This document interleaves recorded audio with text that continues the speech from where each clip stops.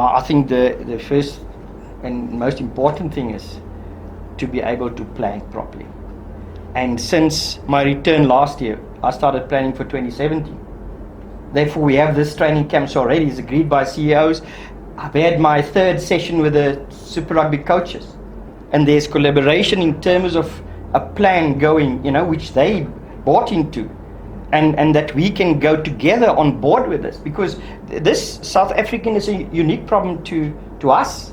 If we look at the conditioning, now we've got a national conditioning strategy, and if you heard about the franchises, they all spoke about feeling better conditioned, fitter and stronger, and that's the only way you can do with this, because when we get the players 2 weeks before a test, where will conditioning take place? So where will the coaching of fundamental skills take place?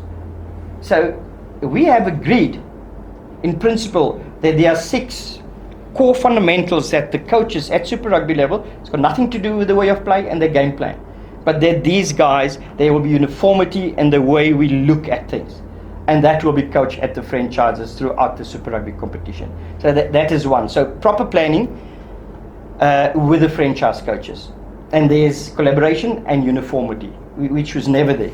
So that's a massive thing for me. It's a big thing for any Springbok coach in a situation like we have.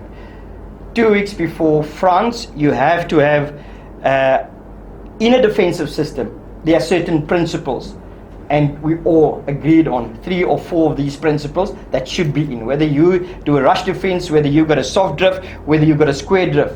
But if we say work rate in the defensive system, it should be work rate. The players know that. That's a uniformity. If you say setting early, then setting early will be a fundamental in our defensive system. So we have looked at the fundamentals, agreed on it, and it will be coached, and it will be followed up, and it will be assessed, and there will be interventions, and we'll be talking openly from coach to coach on terms of form of players, improvement of players. If there's not, then we will together sort of intervene and see how we can improve the player further. So that's a very positive thing.